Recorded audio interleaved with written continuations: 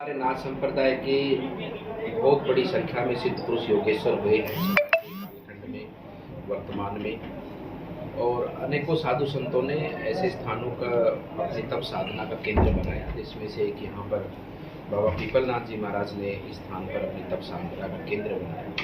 और बहुत ही पुराना डेरा है और काफ़ी लंबे समय से यहाँ पर जो इस डेरे की सेवा को आगे बढ़ाने वाले ऐसे जोगनाथ जी महाराज की इच्छा थी कि यहाँ पर उनके स्मृति में एक आठमान का भंडारा हो, जो हमारे नाथ संप्रदाय की परंपराओं के अनुरूप एक आठमान का भंडारा होता है। साथ ही साथ में जो बाबा पीपलनाथ जी थे वो उपदेशी थे, तो उस नाते भी हमारी परंपरा रहती कि जो उपदेशी शिष्य होता है उनके नाम से उनके देवलोक होने के बाद शंख ढाल भी किया जाता है। तो ये दोनों ही कार्य आज के दिन संपन्न हुए हैं, आठमान का भंडारा और उनके शंखढाल का कार्य संपन्न हुआ है, जिसमें पूरे देश भर से नाथ संप्रदाय के योगेश्वर पधारे हैं।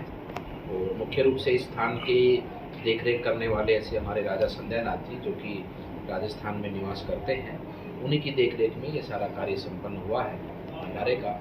और आज उनको भी और उनके साथ में जोगनाथ जी को भी, दोनों को इस स्थान का महंत एक तरह से 8 मानधारी पीर और सिद्ध योगेश्वरों के माध्यम से उनको घोषित किया गया है। इस स्थान का महंत का चंद्राभिषेक कर उनको दायित्व सौंपा गया है। तो यही सब इस भंडारे का मूल आज का उद्देश्य रहा। तो अपने समय बाद निर्माण में काफ़ी कुछ दिन पहले भी सर्दी का समय था, तब भी आया था।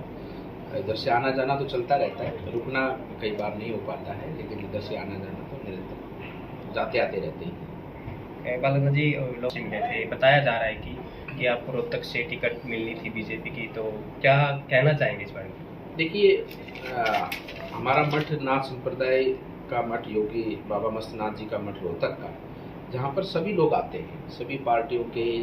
ये पार्टी संगठन तो ठीक है, हमारी विचारधारा है, उनकी विचारधारा है, लेकिन सब लोग हैं तो भारतवासी और सब लोग आस्था में विश्वास रखते हैं। तो उस नाते उस क्षेत्र से विधायक भी हैं उड्डा साहब, उनका गांव भी हमारे मठ की जो एक तरह से जो मान्यता है उसी क्षेत्र में आता है।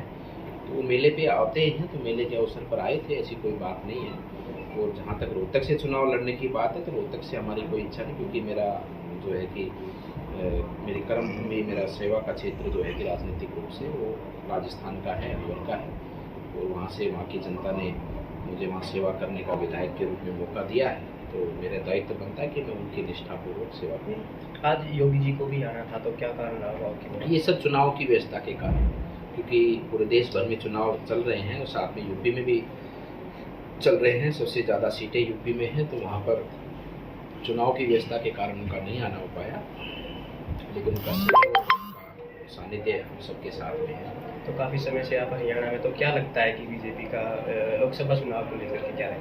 देखिए, जो 2019 में हुआ था वही वर्तमान में होगा। दोबारा से 10 की 10 सीटें भारतीय जनता पार्टी हरियाणा प्रदेश में जीतेगी, और राजस्थान में जीतेगी, मध्य प्रदेश में जीतेगी, गुजरात में जीतेगी। जिस प्रकार से जो पिछला ट्रैक रिकॉर्ड रहा है भारतीय जनता पार्टी का, उसको रिपीट करेंगे। और अन्य राज्यों में जहां पर कुछ सीटें कम रही है, तो वहां भी सीटों की वृद्धि होगी। और मैं मानता हूं कि 400 पार का लक्ष्य इस बार निश्चित रूप से पूरा होगा। और कुछ संदेश आप निर्माण श्रद्धालुओं को देना चाहते हैं? देखिए, मैं यही कहना चाहता हूँ भक्तजनों से, सभी से, कि ये हमारी पौराणिक आस्था के केंद्र हैं। इनकी मान मर्यादाओं को पालन करना हम सब की जिम्मेदारी है। और ऐसे स्थानों से हमारी धर्म संस्कृति का प्रचार प्रसार संसार आगे बढ़ता है। तो ऐसे स्थानों से जुड़ के रहें, क्योंकि यहाँ पर जो व्यक्ति आएगा वो निश्चित रूप से उसमें संस्कारों का भी निर्माण होगा, भक्ति आस्था का भी निर्माण होगा, साथ में कल्याण की भावना भी उसके मन में उत्पन्न होगी, जिसके माध्यम से वो दीन दुखी का जो भी उनके पास में जो कर सकता हो, उसके पास में कोई आए तो उसका वो सहयोग करे, क्योंकि ये संसार हम सबका ही है।